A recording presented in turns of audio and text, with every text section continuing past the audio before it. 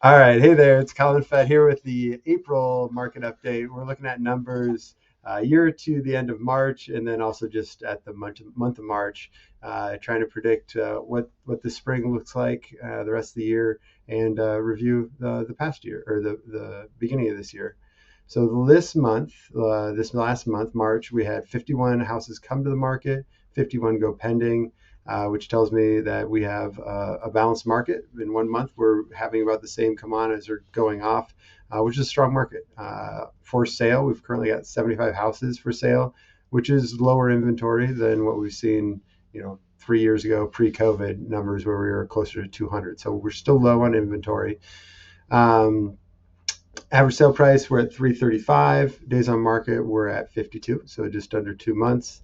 And we see that in the absorption rate at 1.7 months for sales.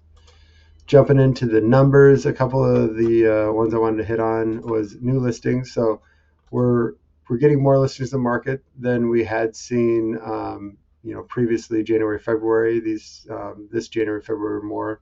Actually, had less this March than last year. See, we had 120, 32 last year.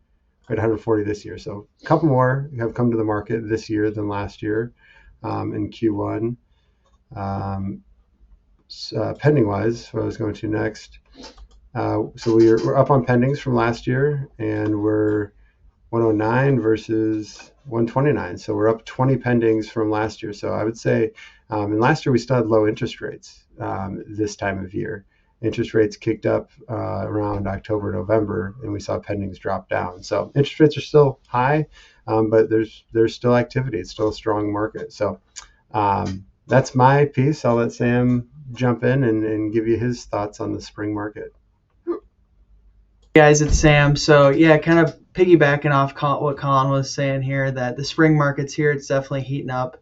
There's a lot of houses, more houses, not a lot, but more coming on the market and just as many coming off. So that kind of reiterates what I read this morning on a recent article, that inflation is actually higher than what they expected here for the last month of March. They expected it to be 3.2% and it's actually 3.5, and the Fed's target is 2%, which is a pretty healthy macro economy. So what does that tell you as a potential buyer or seller here in central Iowa? It kind of shows me that they're not going to drop rates anytime soon. So if you buy um, for rates to decrease, that's not going to happen. Um, we're still above that inflation rate, so commodities, houses, they're still continue on the rise. Colin's getting a phone call right now, so that's why he saw his little head there. Little sneak peek for you.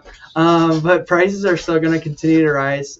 Rates are probably going to stay the same until they can get this inflation under control.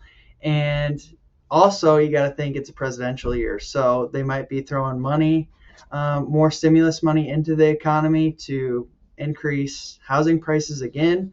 So if you're looking to buy, I'd say now's the time. If you're a seller, interest rates are a little higher, but that hasn't stopped people from continuing to want property.